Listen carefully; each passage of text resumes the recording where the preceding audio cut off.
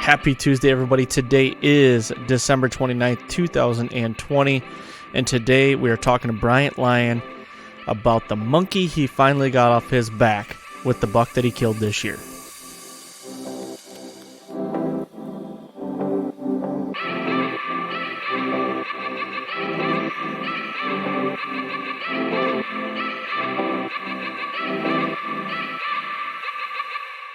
Welcome to the Fall Podcast. I am your host, Aaron Blasey, and today is episode 140. And today's a good episode in the fact that I have a good buddy on, Bryant Lyon, from America's Best Bowstrings, and we're talking about a story today that has been a long time coming. Bryant has went 8 or 9 years now without killing a buck with a bow. And honestly, it's not just for a lack of trying. It's just he hasn't been able to get in front of something that he's been wanting to take. And, everything came to a head this year. Finally put in a food plot this year, and I really think that was probably the factor that kind of like took it over the edge, that was able to help him get this done. So it's a really cool story. Like I said, it's been a long hiatus that he's taken that since he's killed a buck with his bow, but it's a really cool story. I don't want to say too much about it in this intro because I want to get in a couple other things before we get into the interview, but just a little update on everything that's been going on with me, and it's the holidays, so Merry Christmas to everybody. It's late, but and Happy New Year. Coming up here is New Year's this week. We need to kick the hell out of 2020 and get it the hell out of here and get 2021 in here and get a fresh slate started and hit the reset button. But the last couple weeks, I've been on kind of a mission to, get some does down, fill the freezer. I want to kill one with my bow. I want to kill one with my gun. And honestly, we got a couple days left still of season, and I'm trying to get a bead on a buck still.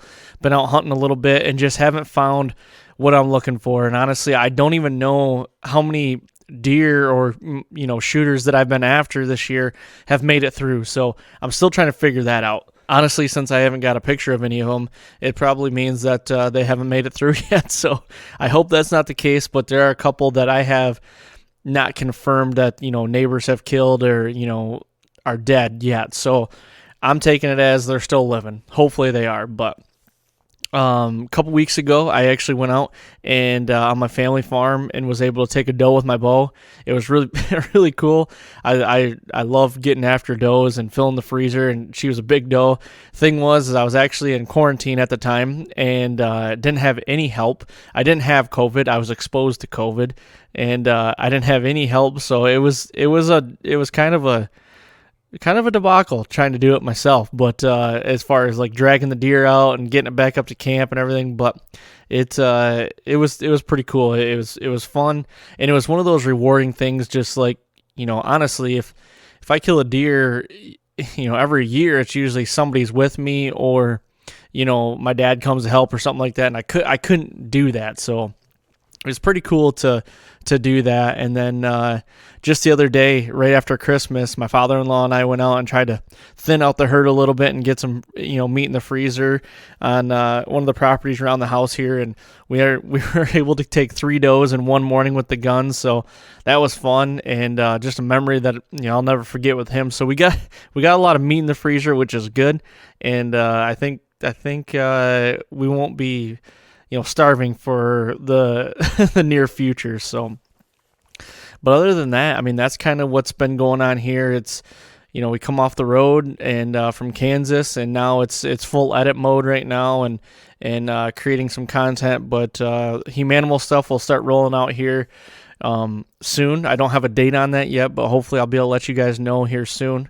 And as far as the fall podcast goes, we've got a lot of cool guests coming up. I know, I've skipped a couple weeks here just because one thing or the other, holiday, but not only that, just busy doing work stuff and being on the road and everything. So we're going to get back into that mode of every week here, every Tuesday. So look for that stuff. Yeah, and I'm excited. I've already recorded a few of these interviews, and I'm super jacked with them. So can't wait to get them out to you guys. So thank you guys very much for the support. And like I said, Merry Christmas to everybody. Hopefully you guys have a safe holiday. Happy New Year. That's coming up. So have a safe holiday, travel safe and everything. And, I know everybody's seasons are kind of winding down. And I said it, last week, but or the last episode. But get out there and try to fill that last tag and fill the freezer and have fun doing it. All right, welcome back to the Fall Podcast. Today, another return guest and a guy that I haven't caught up with in a while, and that's why we're on here. And you were able to kill a really good buck in the quote-unquote October lull this year. So, Bryant Lyon from America's Best Bowstrings, welcome back to the podcast. Hey, Aaron, thanks for having me on, man. It's been a while, so it's good to be back on with you. It has been a while, man. We haven't even talked on the phone. I mean, I guess we did last night for a little bit, but I mean, before that, we haven't even talked on the phone or text a little bit this fall or even latter part of the summer. This pandemic and this COVID shit has just got us all weird right now. Yeah, man, it's been crazy. It's just the weirdest year. Obviously, here we are. We're almost coming up on Christmas, and the one thing that we say around here is doesn't even feel like Christmas yet. Like, how is this happening? I know it. But kind of back to what you were saying. Yeah, we haven't got to catch up much. No. Kind of busy on your end, busy on my end, but I'm super excited to be able to chat with you. It was nice chatting with you last night there for a little bit, like you said, but yeah, lots for to sure. go over, I imagine. Yeah, you had to bring up the Ohio State-Michigan cancellation football game, and you had to rub it in a little bit that Michigan didn't want to play because Ohio State would put up 70 on Michigan, and it's just a little bantering, something I didn't need. it's the little things, it's the little pokes that we still have to have. We can't have a game now, so I gotta get the jab in there. Yeah, but the Big Ten they did cater it to Ohio State so they could get into the Big Ten title game. But honestly, I mean, now it's turned into a football podcast here, but briefly, as bad as I hate to say this, I mean, Ohio State is probably the best team in the country right now, I feel like. So, I mean, realistically, they should be in the Big Ten title game. So, I can't believe I just said that on the record. I might have to cut that out.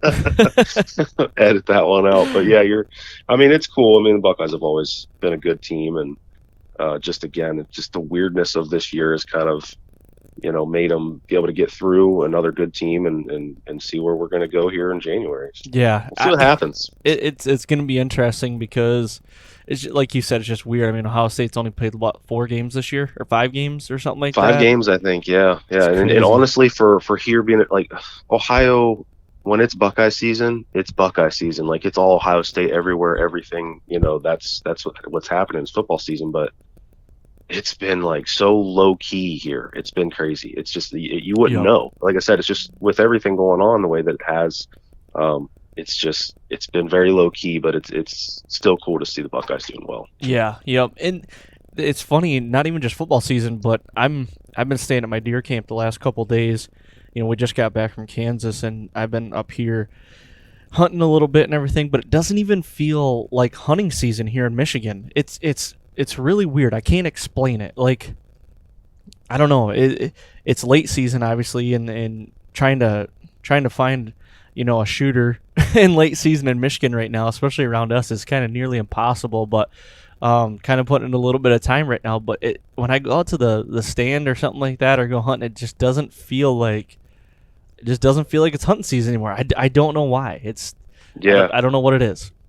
Yeah, I'm telling you, it's the whole year. It's the whole vibe of the year. And for me, it's kind of the same thing. I was just kind of driving out to work today, and I saw some geese flying over. I'm like, yeah, waterfowl season just kicked back in last weekend for ducks and geese. And I'm like, normally I'm all amped up for that, but it's just kind of I guess I'll go. Right. I see them flying. I guess I'll go. That must be happening now. So. Yeah, definitely. Well, today, obviously, I want to get on just bullshit with you a little bit, but also talk about the buck that you took this year in October with your bow, because last time you and I talked on a podcast would have been, probably almost 2 years ago. It wasn't 2 years ago, was it? It was it was probably early 2019, really, early 2019. March, April, May, somewhere there, 2019. Yeah, I believe so. Yeah, so, I mean, even just talking over the phone with you, through like the spring and the last winter and everything, you were talking about changing some things up and wanting to get in and put a food plot in and a little kill plot, and I guess that's kind of where I want to start. Like, what was your thoughts on this piece of ground? It's private ground that you have. What was your thoughts on, trying to get the deer to do what you wanted? Like, what was your game plan there? So yeah, it obviously we had the 2019 season, and I learned some things. It's my in-laws farm that I primarily stick to, and it's about a 55 acre, just kind of farm timber. It's got a creek bottom, like river bottom, stuff like that. So it's got a lot of different things going for it, and I'm pretty familiar with it and where the deer are moving, and stuff like that. But this year I hunted the river bottom side, as I did in 2019, but 2019 was kind of a learning experience, and kind of seeing what happened. And the one thing that I noticed, based off of trail cam pictures, was the deer were heavy in there because of the acorns in October, especially early October. In 2019, you're talking? Yeah, in 2019, yes. Yep. Okay. So I took a lot of that info, just kind of logged it, and kind of just scribble notes in a journal or whatever else, and keep an eye on them photos and save them into the photo bank there. And just I remembered that it was like early October, that first 2 weeks October, that the good bucks that were cruising through there. So I kind of left it. I went through that season, and as the later part of the season happened, we got into November. It wasn't that great. There wasn't a lot of activity on that side. What do you think that could have been because of?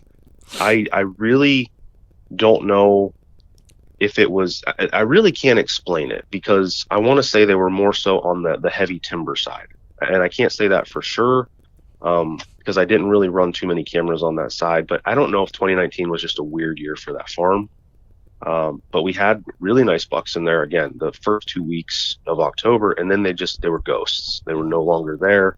I didn't even have them, late night, pictures and, nocturnal pictures or anything like that. So I just used that 2019 as a learning experience for that side. Going into this year, just some different things, just picking people's brains and kind of taking my own ideas and stuff like that.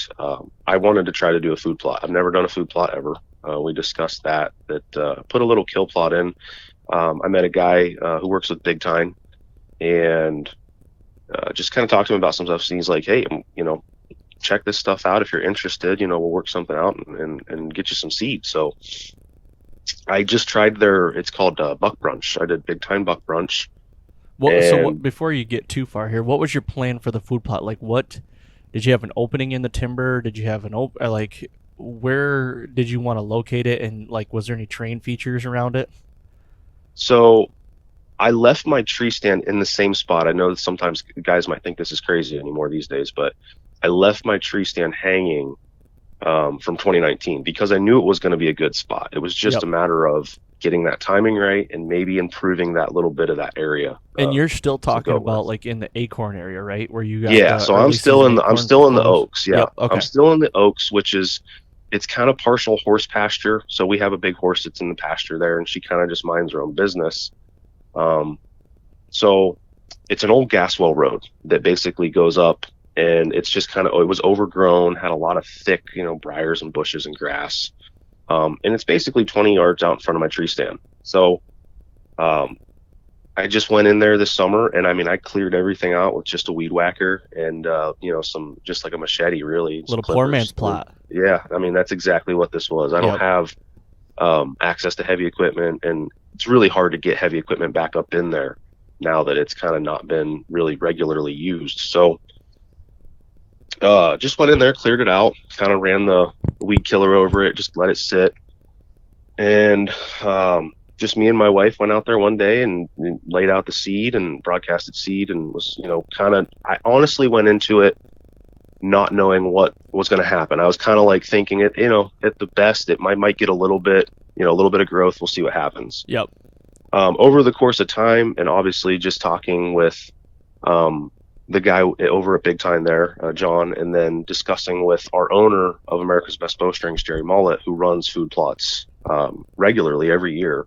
just pick their brains on what I should do as far as like fertilizer, lime, stuff like that. Here's another thing. Bryant didn't run a soil test this year. I know everybody says run a soil test. It's the most important thing you can do. I didn't do it.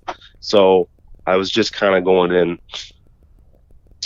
just blind and just tried it. I'm like, I'm just going to try this and see what happens. Yep. And it worked. I mean, honestly, I went in there one day after a couple of weeks of letting that seed sit, and we got some good rains. It started growing. I started seeing real good growth, and ran again, just running fertilizer over it, some stuff like that. And it turned out to be like, over the course of time, I just kind of kept monitoring photos, took photos of it as it growed. Yep.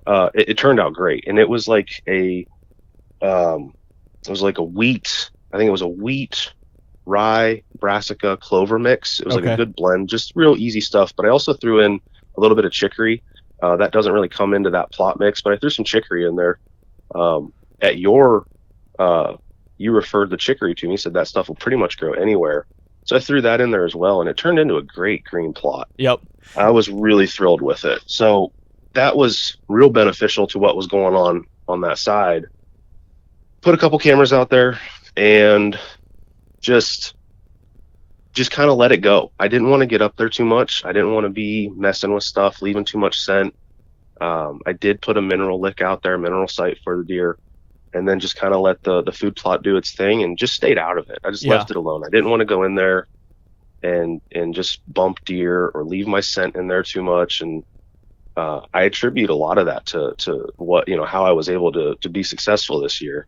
So harvesting my buck. Yeah. So coming into, you want to do a food plot this year, what was the reasoning you wanted to do a food plot? Because, you said from the historical data from the year before, you had a lot of acorns in there, good acorn crop, and you had some shooter bucks, working through there in early October. So, what made you want to put that food plot in there? What was your goal, I guess? I guess my goal was to have a grazing site that would kind of bring the does in, because we had a good amount of does. Like, that's just been a good thing about that ranch, is we have a good number of does that will come through. Okay. And it's just a matter of getting them to come through maybe a little bit, I guess, and just graze through that area. Because if they're going to come in there and graze, we'll most likely have a good buck that will come and check it out as well, and not be in such a panic or a rush to get through there. Yep. So I had the acorns, obviously, right where I was in the timber, but then we had this little road where I had that food plot, and my whole thought process was just give the deer a spot maybe they can feel comfortable coming in and not have to feel so rushed. So they'll have acorns here, they'll have that big time buck brunch out in the plot, and just kind of make it more of a comfortable setting, something they could come in here and just get used to. So that was my whole thought there, and just to try something new. I'd never tried a food plot, so I was like, here's a great spot to try it. Let's give it a shot and see what happens. Gotcha. Okay. So you go in and you and your wife, you do all this work and you plant this plot and it's coming up good. What's the pictures looking like? Because you said you put a camera on it. So like what, through September and getting into October, what's your pictures looking like? So it was crazy because August was fantastic for, like, I got some good bucks, between August and September. Good bachelor groups. I mean, I was seeing 4 or 5 good young, like, I'd say 3-year-olds. Yep. There may have been a 4-year-old or so in there. It's really cool though, because you can tell just the racks and the genetics that they're pretty much like family groups. I mean, that's what I would assume by looking at some of these deer. And I think I'd sent a couple of photos over to you as well, but we were getting does running through with fawns. We were getting good bachelor group buck photos on my cameras. So I knew they were in that plot. They were using that area. So utilizing the cameras, again, I only went in there when I felt like I could, if we had a rainy day or something like that would cover my scent, I would get in there, pull the card, put a new card in it, and I would be out. I wouldn't mess around too much with leaving scent, because I wanted to stay out of there as much as possible, leave it alone. But the pictures were great. I was getting a lot of good photos. But there was a point, like right before our bow season started in September, where like I had nothing on camera anymore. So they weren't coming into the food plot. I wasn't really seeing much activity, so I kind of worried a little bit. Yep. But just talking to some other guys are like, that's what they're going to do. Those bucks are going to go off. That's when they're going to start dispersing. Yeah. And they'll eventually, some of them might make their way back. It's just kind of like this transition period. period. End of summer thing that they do. Yeah, transition it's when period, the velvet comes off, they always seem like they disperse, because that's when I feel like that's when they're like, okay, well, my brothers that I've been running with for the last last little bit of this year is like, I don't want them around me anymore, because their body's telling them, hey, I'm gonna fight you. Kind of, I'm the dominant buck around here. So when that disperse happened, nothing was there. Your season in Ohio starts like last Saturday in September, is that right? Yes. Yeah. Okay. So we start up on bow season end of September there. And typically I don't get in there on that weekend or anything. I don't know what it is. Yep. It's just my own habit. It's typically hot. It's terrible weather to go hunting. I've never been a fan of it. Now I would say that a lot of guys in Ohio that I know did really well, especially for the opener that weekend. They did pretty well. But I kind of, and again, I talked to you about this at one point. There's the moon phase episode that you had done earlier this year. Yep. I marked days on my calendar through our early bow season, and I marked them based off the moon period and stuff like that. So I had a couple days really pinpointed of when I really wanted to get in there, because I was really picking my punches. I wasn't just constantly going out to that stand. Yep. I was staying out of it until I felt like it was just perfect conditions, using the moon, using weather, and just kind of picking my punches on that one, just pick my spots. And was this a spot you think you could have got into in the morning, or was it just like strictly an evening spot? I'll tell you right now, it's morning. Okay. Absolutely morning. I've hunted that between 2019 and a couple times. I had sat 2 times this year, 2020, on that side in the evening, and I did not see a deer. Oh, really? So that tells me they were not using that side. They weren't utilizing that side at all in the evening. So I just was like, I'm done. I'm not going to hunt here in the evening. Yep. Strictly morning. That was when I saw the most activity. So now, I'm sorry. Go ahead. I was just going to say, and it's early morning. We were talking, between 7:30 to 9:30 was that real good peak activity time for that side. So now let me ask you this. Now, do you have on your property, or maybe just off the property or something like that, do you have a good bedding area where you think in the morning these deer are coming back to bed and that's when you're catching them? I'm not sure if it's that. I think it's more so they were working their ways down into the cornfields and the bean fields in the morning. They were going down into those crops, because there are a couple farms that have joined the properties. They were working their way down that way. Okay, I gotcha. Is basically what I was catching. They were coming from one field on the river bottom, from the, I'm going to guess, early morning, and they would work their way up to go to another field, or they would make, there's a spot where they typically would cross the road or the drive. Okay.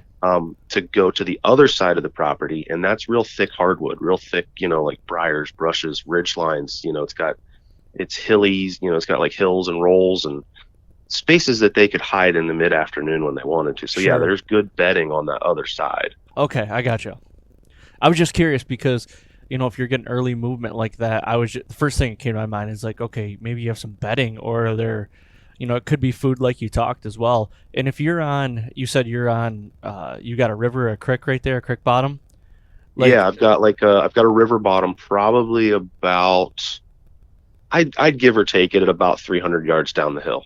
Okay. Maybe even a little closer than that, honestly. Is it something, I'm trying to picture this a little bit too, is it something that they travel, maybe a terrain feature makes them come by you to, that's the closest point to get down to that river bottom? And, that's how they like to travel it? Yeah. So what I've noticed is there's 2 possibles for where they're coming from.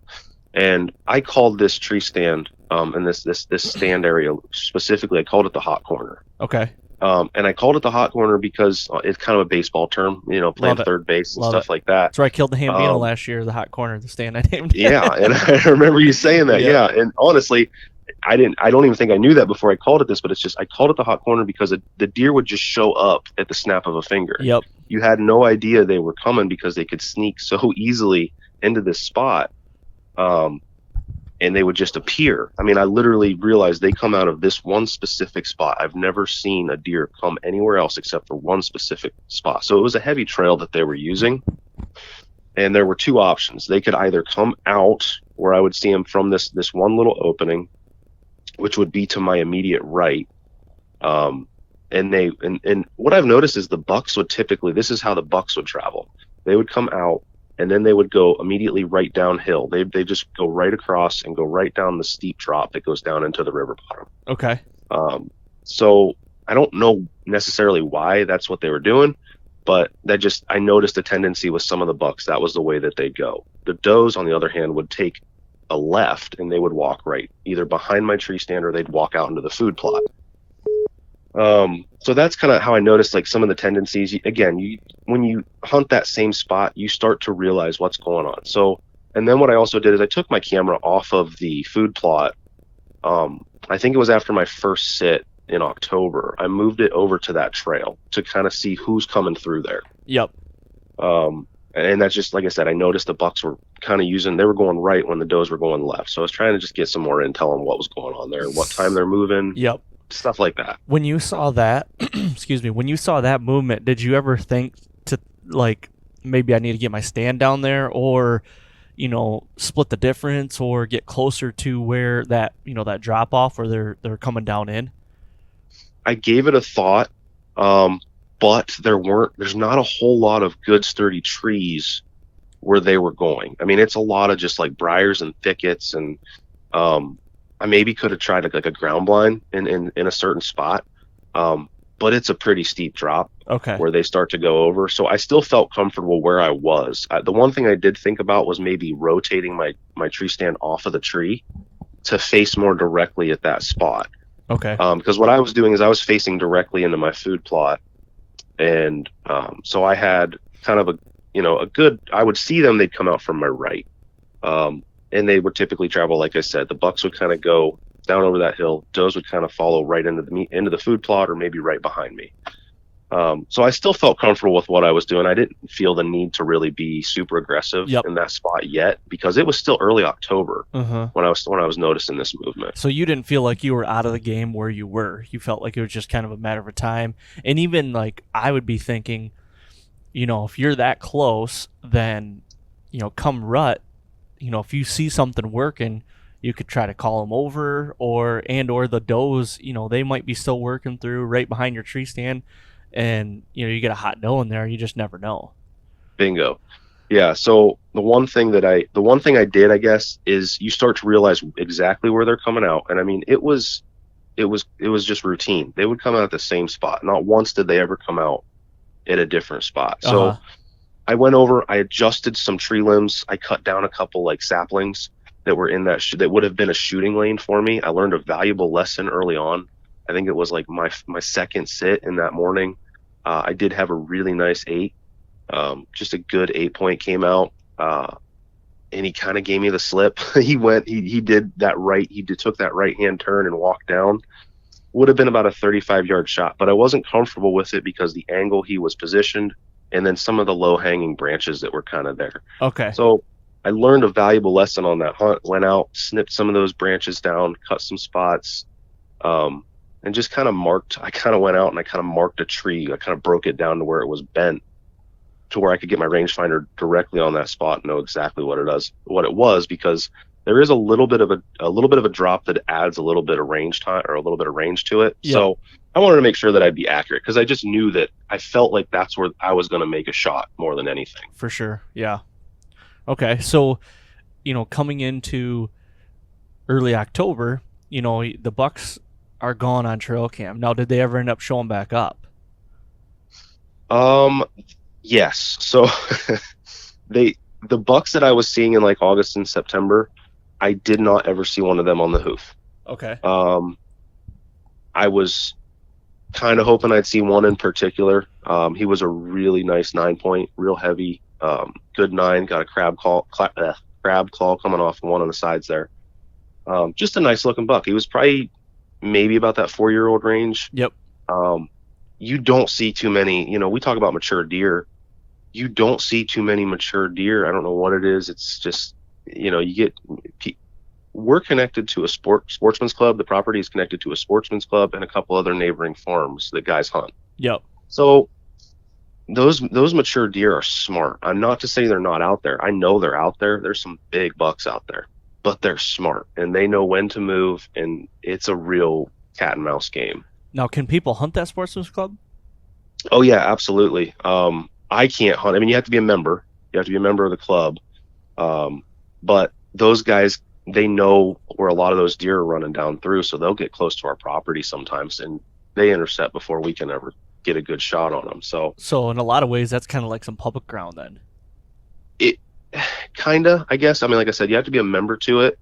But they know, those guys do pretty good at knowing where their spots are, and we've seen sportsman's club members' cameras right on our property line. Gosh. Like, because that's where there's a certain spot in particular on the other side of the property where I didn't hunt this year that, I mean, it is a funnel for rut. Like, it is a beautiful rut spot because they just run this ridge line and then they'll go bed up on the top of the hill so they can see everything going on below them. Yeah. That's where those guys put their cameras, and then they'll come bring their tree stands down. So that's where a lot of big deer get into. But unfortunately, those big deer are mostly on the property of the sportsman's club. So it's just a difficult spot to hunt because it's so close to that club, but it's a good spot. It's kind of another reason I went over to the other side of the property on the riverside. Okay, I see. So those bucks didn't show up. You didn't see them on the hoof at all. Now, when was the first day that you hunted this spot? Oh man, I want to say my first hunt, gosh, gonna have to ask me that. I gotta look at my calendar on that one, but I mean, it was definitely October. I want to say that it was definitely in October. And were you thinking only to do morning sits to begin with? Yeah, I'm like super unconventional because I know a lot of guys are like, I won't hunt morning until the end of October. But I want to say my first sit was Saturday, October 3rd. Okay.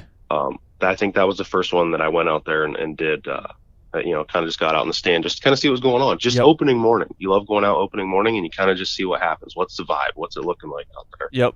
So, I mean, I don't think that's unconventional at all. I mean, a lot of guys, they don't hunt October mornings. I think that's kind of a, I don't know, crock of I don't know what you'd call it. I'm not downplaying anybody that hunts or doesn't hunt October mornings, but for me, it's kind of situational too. If I get a cold front and if you've got a stand that you can get in and not bump deer, I'm all for it. Like, get in and hunt, if you can get in and out of that spot. And like, I get it. A lot of people talk about how it's hard to beat deer back to bed and stuff like that. I understand that, but I mean, like I said, if you can get in and out, good access and good, entry and exit, why not? And you get a cold front. And in my eyes too, like, I don't get a lot of time to hunt either. So anytime I can get into the woods, I'm going. But I'm not going in just willy nilly and not, just not mind. Not going in just saying, well, screw the wind, screw the entry and exit. I'm not doing that. I'm doing it calculated, but I try to take it with a grain of salt when everybody says, well, don't hunt or don't hunt October mornings, or yeah, you should hunt October mornings. It's just one of those things. Everybody's scenario is different. So, I don't know. I try not to look too far into it. I just try to take the scenario I have and apply everything I can do. Right. Bingo. Yeah. I mean, it's different for everybody. And honestly, like I said, I've heard people say, like, stay out of your best spots October morning. Like, I mean, everything that I was being told was, and not to say that that's bad information. It's just different for everybody in certain spots. Mm-hmm. And I'm traditionally a morning hunter. I love my morning hunts more than my evening hunts. I've always seen my best deer on morning hunts. Okay. There's only been a couple of times I've ever seen a real good buck in the evening. Just for this property specifically. But morning hunts those are what I love to do. I love doing my morning hunts. I'll get evening hunts in different spots, but just for this farm particularly, I stick to those mornings. But that first morning, it was good to get out and see, and that was that morning I saw that one 8 point that stepped out there, and just kind of learned that lesson.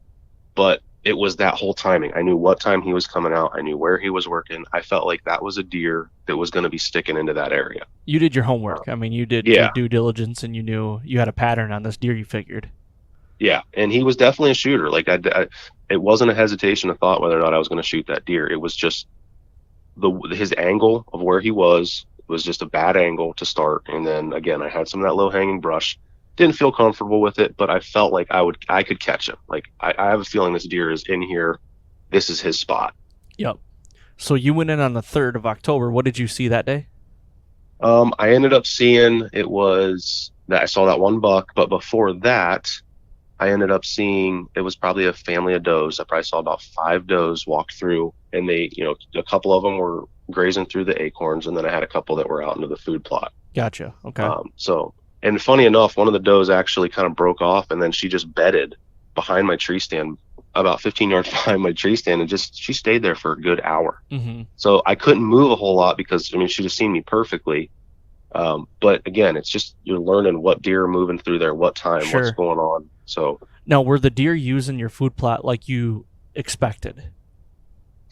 I would say that they were using it more so. They were using it more in the evenings than the mornings, but Okay. they were still coming through and grazing that area. I think at the time they were more interested in the acorns than they were the food plot. Okay. But some of those other doe that were in there, let's just call it was just, they'd take a couple steps, they might munch a little bit, and then they'd kind of work their way out of it. They weren't really sticking around too long. Yep. But that at the time, I think they were really just more interested in the acorns than anything. Yeah, and if your acorn drop was anything like ours this year in Michigan, it was ridiculous. I mean, acorns everywhere.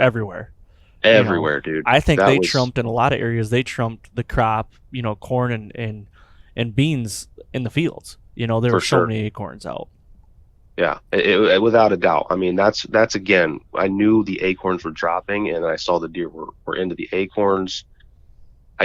I knew something was going to happen. Like I've had a good feeling about it. I guess it was just like being able to get the right situation for what was going on. Yep. So with you putting the food plot in and then seeing that the movement was switching more to the evening, you thought, did you ever think, shit, putting this food plot in, maybe I've turned this spot to more of an evening spot this year? Like you thinking coming in, you thought it was a morning spot?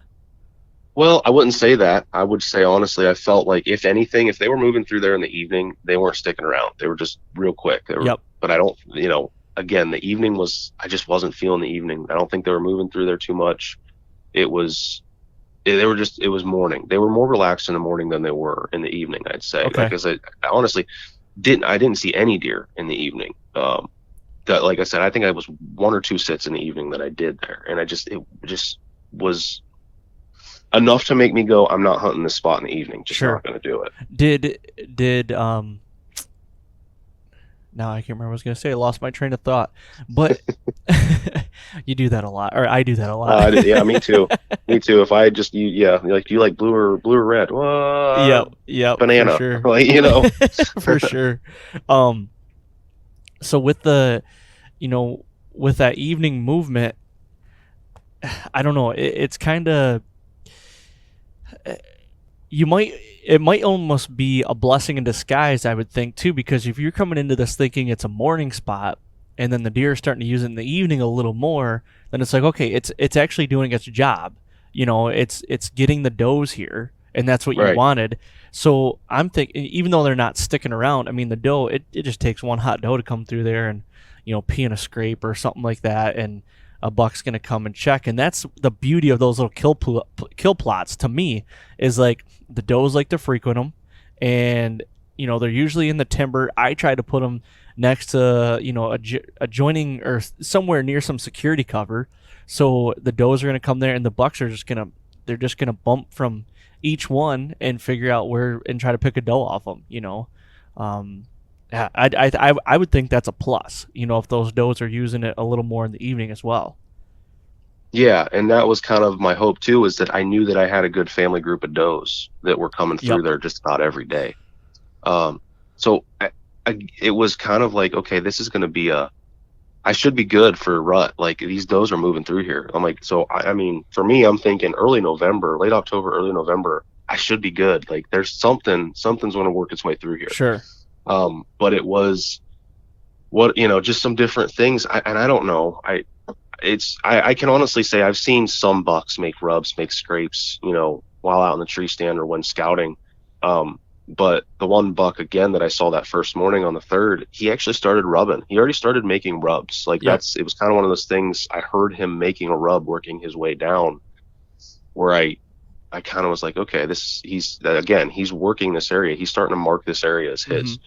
And so it just kind of reinforced the fact that there's going to be deer moving through here. I think it's going to be more for, it could be an evening spot as we get closer through things. Cause I mean, buck activity is good in the evening. It's real good in the evening. I wasn't seeing them where I was, didn't want to mess with it. Morning seemed better. Yep. And kind of set the stage up for my plan. It would have been I think it was October 16th.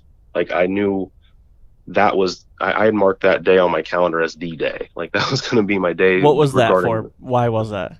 And well, I want to say that it was the way that the moon phase was going to roll. And then we were getting a really good cold front. Like we were getting a crazy good cold front for early October. Yep. And again, as I said, for 2019, I noticed the most buck activity in rubs and scrapes and camera during daylight hours early October. Okay. I mean, it was specifically, I remember having 2 amazing bucks on camera in 2019 on October 11th. Okay. In daylight?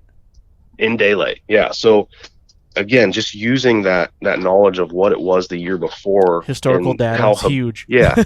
How habitual deer can be. Yeah. And especially in a certain spot.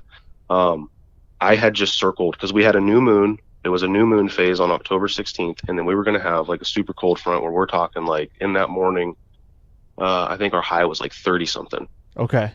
So I knew that was it. Like I called off that day. I was like, I knew that day was going to be a call off day. I said, hey guys, I know we're kind of busy here, but I need this day off. I've got a good feeling about this day. So. Now, was the 16th, was that the first, like the morning, was that the first morning of the cold front? Like when it hit, did it hit overnight coming into the 16th? Yeah, it hit overnight. Okay. It hit Thursday night going into that Friday morning. I got you. And we had actually good cold weather for that entire weekend. So that whole weekend was going to be great, just for me, again, based off of what the moon was doing, the deer activity I was seeing. Yep.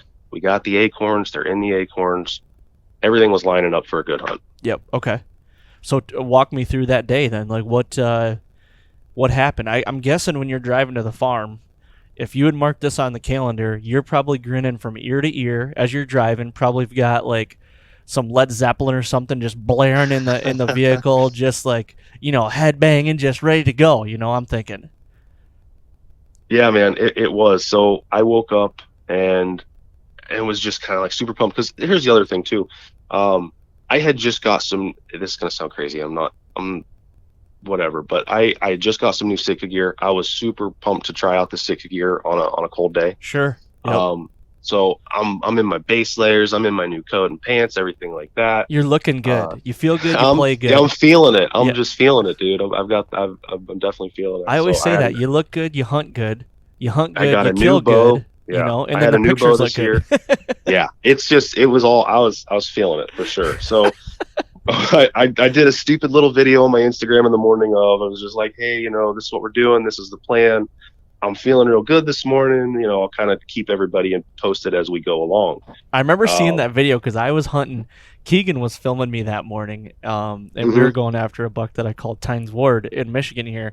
And I remember seeing the video, and you were texting me actually that morning, and I'll get into that later. But yeah, I can only imagine what you were thinking. Yeah, I was pumped. I had a day off too, and I got to go hunting, so that was super exciting. So I get out there, I get geared up, I start walking up to the stand. But the thing is, again, I said this is a horse pasture. I have to go in the gate, and so wasn't expecting the horse to be there. So the horse was actually right there at the gate waiting on me, and she can be funny sometimes. I wasn't real worried about her, but got in. I start walking up to the spot. She starts following me. I'm like, this is not good. Like, don't follow me. She's following me up to the tree stand, and kind of pushing me along the way. I was like, it's pitch black. I mean, all I got is my headlight on. I wanted to get out there early enough that I Yep. wasn't gonna, mess anything up. But I got this super huge horse just behind me, just clip, clop, clip, clop, clip, clop. So I started worrying a little bit. So finally, Those deer got to be used to that, though, don't you think?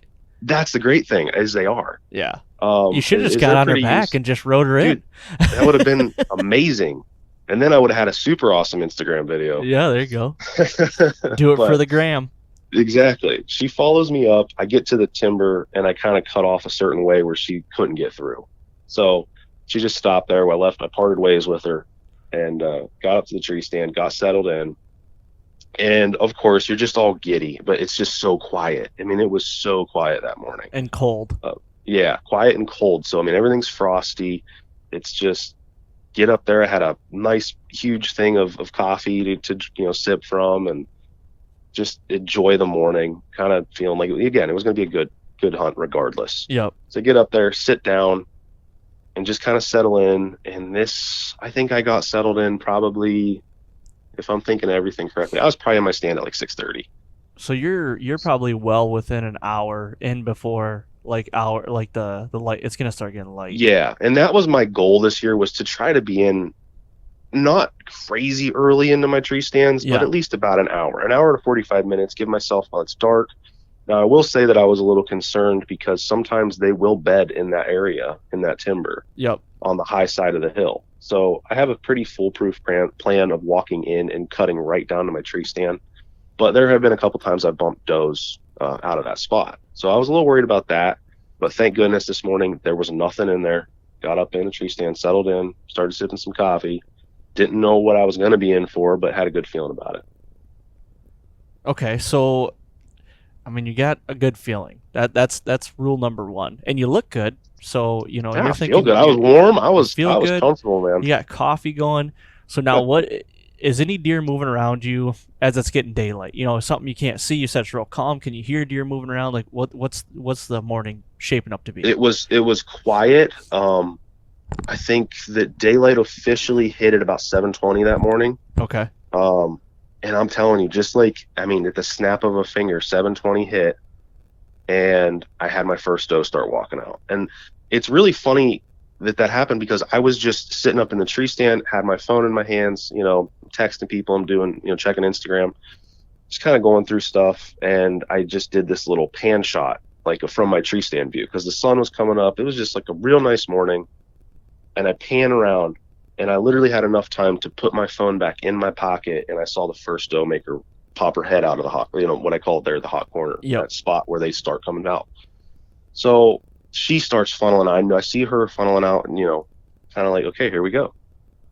She starts coming out, another one comes out, and then there's another one that's working her way behind me. So I've got that family of does that, just working their way out, and so the activity's already started. I've got a lot of eyeballs on me at this point too. Like, they start working their way through, but one doe specifically was a little bit iffy. She was the cautious one. The rest of them were just kind of, grazing through the acorns. I had a couple out in the food plot again, and they were actually using the food plot that morning. Yep. But when I knew stuff was going to start happening quick was I started hearing a rup. I started hearing the trees shake, and you know that sound. Yep. That just raking their antlers on the trees. I heard it. I couldn't see anything, but I heard it and was looking back behind them. Got the bow in hand, and it was, again, I've got all these eyeballs on me, so it's kind of nerve-wracking because the only thing you can do is just you stay as absolutely still as you can. Sure. And hope that they get past me before he comes out. Yep. So you can't see this deer, you can just hear him. I can hear him. Yeah, okay. I literally could hear him, and that was it. I just heard this, and I knew it was a buck because he's making a rub. So I don't know what buck it is, but I'm going to be fairly ready as soon as I start to see a deer work its way out, because stuff can happen so fast. Yep. That now, you have no idea how much time you have. Sure. So now you have a couple bucks in your inventory, right? Like, yes. There's a couple bucks in the area, so that are frequenting your area. So you're just waiting for him to step out to see which one it is, kind of thing. Yeah. Okay. Yeah, that was the whole thought process. Like, I don't know what deer it is, but I'm going to be ready, and we'll see what happens, because obviously this was Oh man, he popped out at about 7:45, I think it was, Yep. is when he popped out. Like I finally saw him. So it was still early. It was early in the morning. I mean, I could have sat there all stinking day if I wanted to and probably had more deer funneling out. But Okay. knowing, he finally pops his head out, and the deer wasn't familiar to me. So it wasn't the buck that I saw the couple weeks before there on the 3rd. I know it wasn't him, but I'm looking at this deer, and you get excited. You see antlers, you got a deer, and for me, the last buck I shot was in 2012. So I've been running in a little. You're on a hiatus right now. I am on a super hiatus. Like I've been saying it for a couple of years. Like I've got a gorilla sized like curse on my back, like, and I want to break that thing. I want to get that thing off of there. Not for a lack of trying. You've been hunting your ass off. Yeah, and honestly, maybe I got a little picky sometimes because you see trail camera pictures and you go, I know that deer is there. I've seen him. Right. He's there. I'm hunting that deer. Yep. So and you pass up some bucks too that you're waiting, holding out for another buck. So you pass some bucks, and I get it. Yeah. Yeah. So I see this deer. He pops out, and he's got a good frame on him. Real solid 4x4. Nice 8-point. Did you immediately get giddy? I did. Like I don't know why I did. But I was excited. I was already excited. He's making rubs. He's working with those does. He's following those does. I'm like, this is awesome. Like it's, again, it was a perfect morning. I mean, I can't stress enough how perfect the morning was. Like, so he pops out. I get a good look at him. I start thinking. Now I start playing that game in my head. Is this a deer that I'm going to shoot, or am I going to pass? Like that you want to tag out on? I'm on like my third day of the year that I'm actually out hunting. So. I've got an entire season yet ahead of me. So and you only get one buck tag, right, in Ohio? Ohio, it gives you one buck tag. Yep. So you have to play that little game in your head. So, and traditionally for me, I don't know what it is. Once I hit November, it just like the activity for me just starts to slow down, which is kind of weird. Now, it could have been completely different this year, but he pops out. He starts walking right to me. Like I'm not expecting this deer to come right to me. He didn't take that right that I anticipated, and he didn't go to the food plot to follow the does that he was closest with. Right. He stays in the acorns and in this fence line, walking right to me. I start playing the game. I'm like, he's kind of young. I was like, he's kind of young, and I got a whole season ahead of me. I'm like, I'm gonna let him go. But I had my release on. My release is on, knocked on a D loop. And I'm just playing the game and going, do I shoot this deer? Do I shoot this deer? He's young. Don't do it. Don't do it. Don't do it. Don't do it. He keeps coming closer.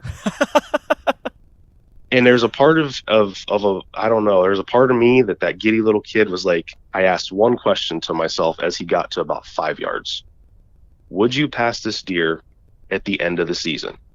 And the answer immediately was, no, you wouldn't. You're going to shoot a deer because A, you want meat in the freezer, and B, you haven't shot a buck since 2012, and maybe this is that little thing you need to get a good, get the monkey off your back, get it going. Yeah, exactly. Yep.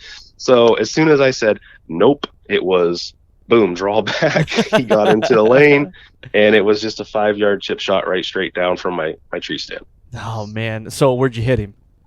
Okay, so because he was so close to me, and it was such a shot at the angle, it went down kind of from the top, and it went down through him, double lung. First double lung I've ever had on a deer. So I knew it immediately because I saw the arrow go right through the other side, right, and it hit the ground right on the other side. So immediately I know I had a double, I don't want to say double lung, but a pass through. That's what I meant. Sorry, pass through. I hit him a little high. So unfortunately I hit him a little high. You don't want to do that necessarily, but the way that it still went down through and the angle it went down through, I clipped the lung. But unfortunately, when it came out the other side, it also went kind of down through his guts. Okay. So you got a little bit of everything. Yeah, I kind of got a little bit of everything. I was using a Wasp Dart fixed blade broadhead, so that's their 4-blade. I wanted to try that out. I've been wanting to try a fixed for a little while with the compound, and so that's what I did. Kind of skipped the mechanical bit and went fixed. Believing that the bow that I was shooting, the arrow I was shooting, all that was going to take care of itself on a good, on a deer. It was going to do the trick. So everything happened so fast. It was like right before 8 o'clock. Watched him, but I also right before I had shot, one of the does actually saw me draw back. So she snorted and took off, which kind of alerted him for a second, but he had no idea I was there. Right. So yep. I got the shot off. I watched all the other deer kind of disperse. I'm watching him go so far, and so then he kind of got out of my vision, and he kind of, that's why I lost him. So I was pumped though, because I knew it was I got him. I'm pumped. I'm kind of like, thank God, everything like that, and send a message to I sent a message to my dad, and I sent a message to you and a couple other people here at work. I sent a picture. I was like, hey, there's no arrow on this bow. And funny story, side story, to everybody I work with, they saw that picture and they go, oh, did you forget your quiver? Like, how do you do that? It wasn't like the thought process was, oh, Bryant finally shot a deer. It was, did you forget you quiver? Oh, that is hilarious. Yeah, so I didn't know what was going on, and then they finally got it, and they're like, oh, that's awesome. And so I start getting the messages in, and I was like, I'm gonna wait it out. Obviously you want to wait it out, even though it was a pass through. I'd say I waited about a good 45 minutes to an hour before I finally got down. Yep. But got down, pulled my arrow, checked it. Had a slight concern just because there was blood on it, but it was just different. I hadn't really seen an arrow. Again, I'd never had a pass through, but so it was just kind of different. There was blood on it. I'm looking at it. Everything looks great. Now we get into recovery. And this is where this is another part of the story that was just interesting enough. I see blood right where I had shot him. I have some good blood. I start walking. Now, mind you, there was like some frost on the ground, and by this time some of it's watery, and you got all the leaves on the ground that are yellow and red, and they got the yellow leaves have like all the little red circles in them. And so I've done plenty of blood trails before, and this one was extremely difficult just for various reasons. Almost everything looked like blood to me just because of all the leaves that we were seeing and everything like that. So I'm following where I knew he went, and I'm following the blood trail. I had blood.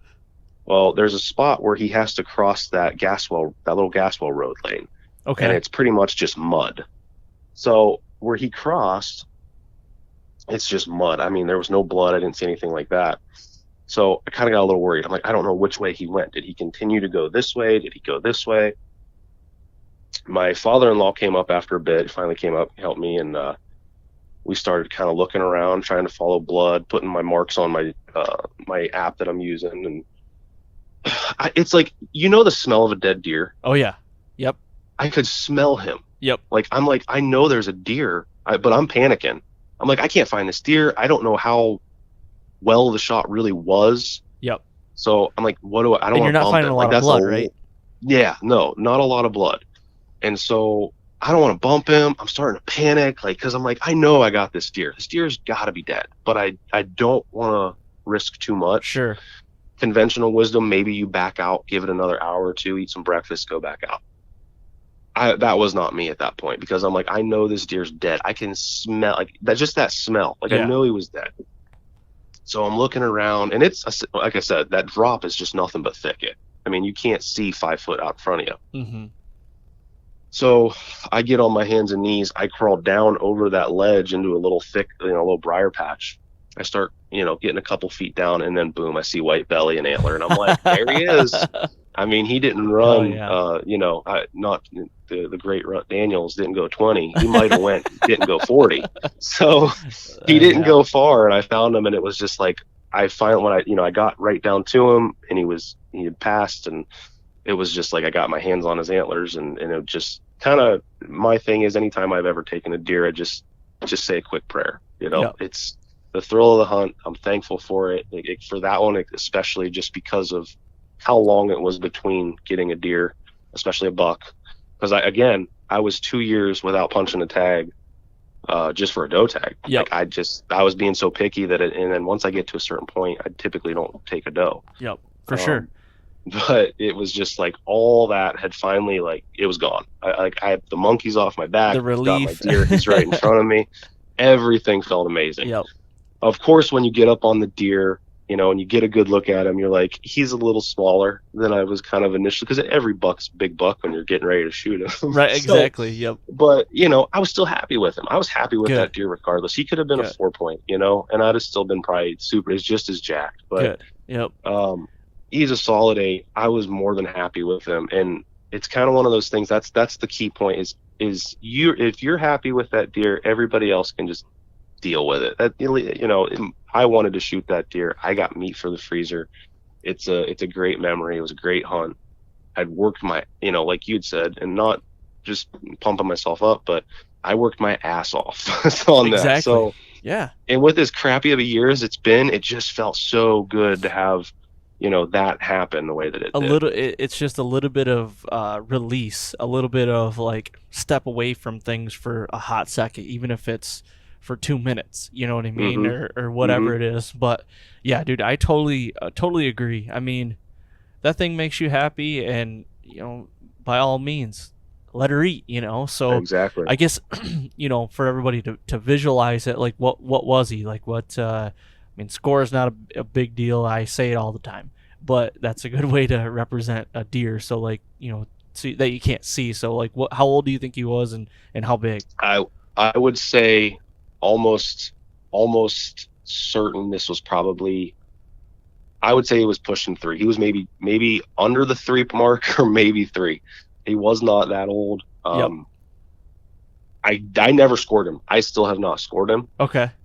Just because I know that I know the score is dismal. Like it wasn't going to be. I wouldn't say that, man. I don't mean, downplay it. I guess I don't want to downplay it, but I don't know. I didn't score him, and maybe I should, but I didn't score him. But again, he was just a nice 4x4 3-year-old. I mean, I know it's hard to visualize that, but think of a young buck. Probably would have had fantastic potential in 2 years. Like, he would have been really nice within a year or two. I'm telling you. Yeah. But it was just that I asked that question to myself right before I drew back, was, are you going to pass this same deer when you get towards the end of your season? And there was no way in hell I was going to do that. For sure. So why not shoot that deer now? I guess the answer would have been, well, you could have seen bigger deer. And the funny thing is I went back out this past November, just to pull my camera, or pull the card and just kind of see what things were looking like, because my father-in-law still hunts too. Yep. And so I was trying to give him some info, what's going on that side still. And there was plenty of deer that were bigger than the one that I shot. There was 2 in particular that they were out there. Yeah. And I played that game, and it is what it is. I mean, coulda, woulda, shoulda, but I was still happy with my deer. So yeah, definitely. And I'm not saying you have to score your deer by any means. It's just a good way. It helps people know more what it is. Yeah. That's all I'm saying. And the thing is, sometimes you're on an 8-year hiatus basically, and I'm not. Sometimes it takes that. Like, let's get some confidence. Let's build some confidence, and you got a new bow. You want to use that, and it's like, build some confidence, get the monkey off your back, and then let's just push forward from here. I get it, man. Every hunter, I don't care who out there is listen. Every hunter goes through that at some point in their hunting, endeavors. They do, and it's just one of those things. It's like, you know what? Let's do this. Let's get this monkey off the back and get some confidence going. So I totally get it.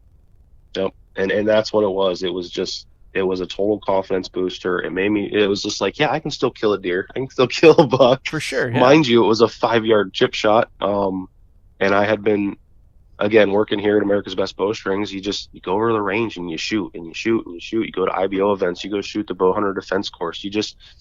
You shoot so much and so often. You practice, and it's just that one shot. It's for that one shot. And yep. I'm not a fantastic shot. I'm more of a bow hunter than I am a competition shooter. But for sure, yeah. It's it's just that repetition, getting out there and shooting, that I felt confident. Even if I would say that I'm comfortable anywhere from 30 and less. So 5 yards felt really easy to me at that point. Yeah. Yep. So yeah, it was just a confidence booster. It felt so good to get that buck. From the whole point, like I said, the excitement of seeing him, and I was just super pumped from that moment. And we go through the low of, oh my gosh, I've got little to no blood. Where did he go? all those things start running through your head. Do you bump the deer? Do you risk bumping a deer? And you go all that. And then when you finally see him, get your hands on him, you're like, yes, like finally, like the monkey's off my back. I think I remember you and Keegan sending me some text messages, and I was super pumped to be able to talk to you guys and kind of tell you a little bit of the story there. But of course, we had to go through a little bit more of a process just to get him out of the briars. Because mind you, again, we're in this briar patch that's like I'm on my hands and knees to go get to him. So we had a side by side. My father-in-law has a side by side, and he's just like, you know what, we can make this happen. He's just, let me just back into it. So we get some hand saws and we cut some of the real thick stuff up front, and he takes a side by side. And where my deer had passed, there was a good little grassy area within this thicket, but he just backed down this hill with the side by side, and we wrapped him up with a tow strap, wrapped the deer around it, and we brought him out that way. But once we finally got him up there, we got to tag him. We tagged him already, but tag gut, all that everything you got to do up there. And then of course you got to get the pictures and kind of get all that going. And then my wife was excited. My girls were really excited to come out. They brought out breakfast and kind of just that whole experience. Yep.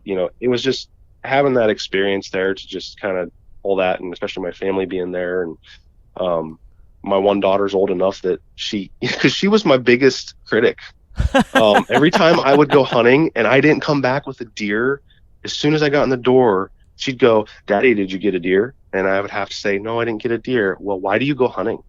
So she gave me the business, so I had to get something done. So she finally saw that I got a deer. She's keeping you on the straight and narrow, man. Yeah. And then my youngest, I know, right? And my youngest, she always likes to sit and watch the hunting shows with me at home and stuff. And she, deer, that's deer. Dad, it's boy deer. Yeah. And that's awesome. So she got to see it too. So it was real cool to kind of have all that going on as well. Yep. Well, that's awesome, man.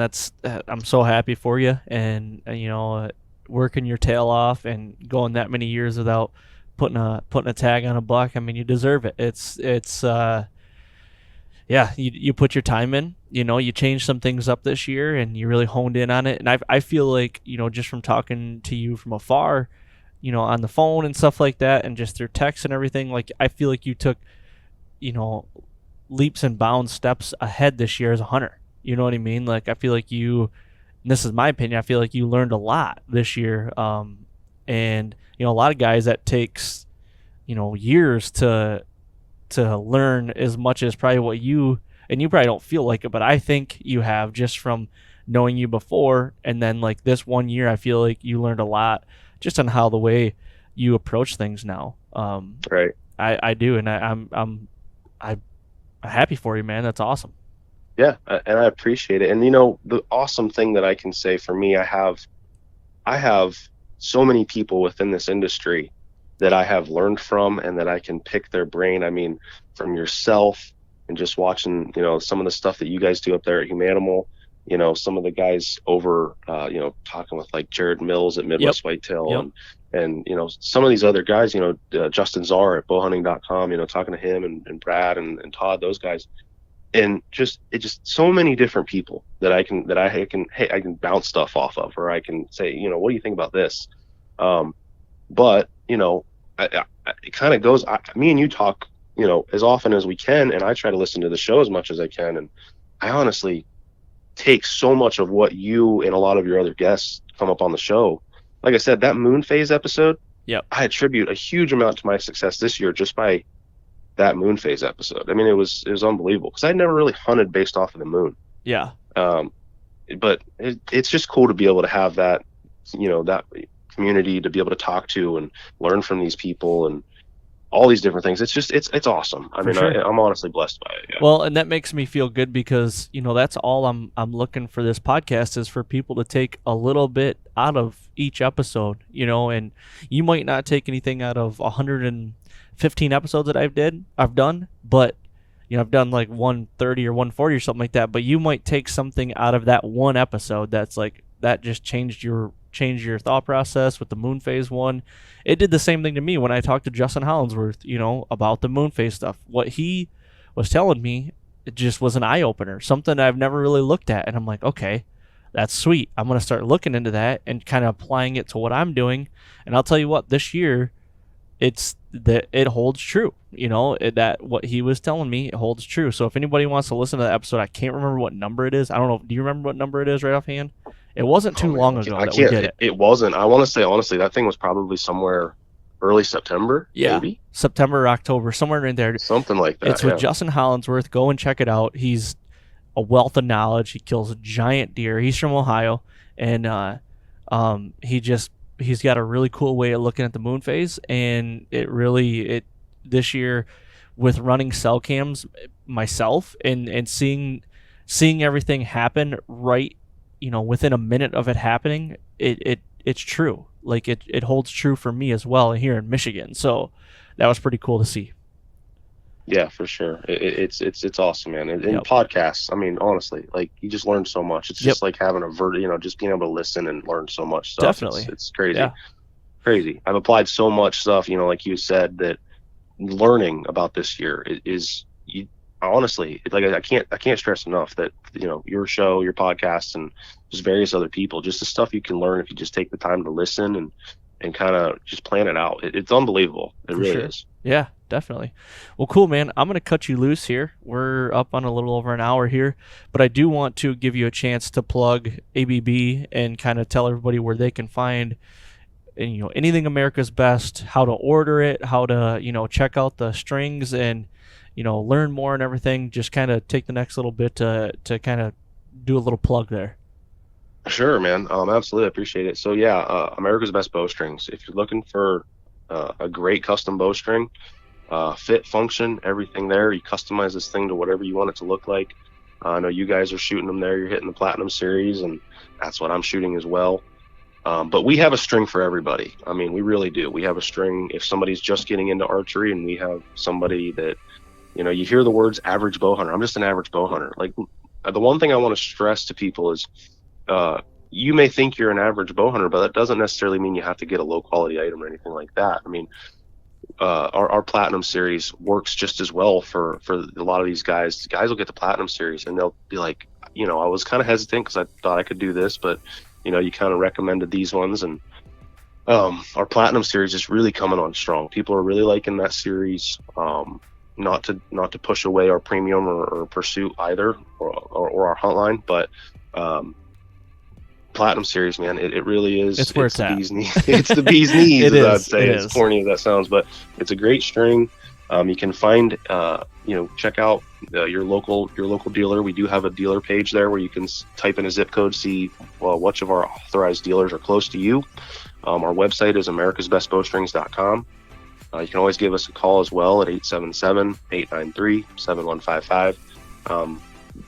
We've been extremely busy, so it's been a crazy year for us. We're huge this year in sales and just new people coming in that are familiar with the brand, and we're very grateful for that. But get with us and we'll be more than happy to answer any questions and make you, as I would like to say, the best damn bowstring that's on the market today. I'd have to second that. And also, Bryant and I, we've done podcasts in the past. You'd have to go back and look through the inventory, but to talk, we've done a podcast where we talk about every level of string that you guys have. So if you guys want to check that out as well, go and look at that. And I agree. I mean, America's Best is the best string I've, used and have ever used. And, the last 3 or 4 years I've been doing all my own bow work, and I've worked with a lot of strings now, and I can't say anyone has been any better or even close to being better than America's Best. I mean, I'm just going to throw that out there. Not going to, it might be a little ball tickle, but that's just how I feel. And I don't get paid by you. So no, man. Yeah. Yeah. We appreciate it. And as well, I want to plug real quick our social pages, Facebook, Instagram. Check out America's Best Bowstrings through those avenues. If you have questions or you're interested in something, I run pretty much both of those. More than happy to talk to anybody about any questions or anything like that. Cool, man. Well, thank you very much for coming on. I appreciate the time. Always good catching up with you. And how about you get out and fill some doe tags this year then, the late season? Yes, absolutely, man. We've been mowing through that meat already, so yeah, I think I got to go get another one as well. There you go. Get the bow back out and go kill some does.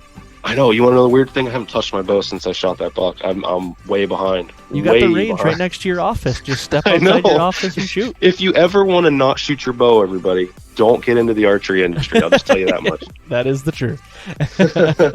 Well, cool, man. Thank you very much. I'm going to cut you loose, and good luck this late season.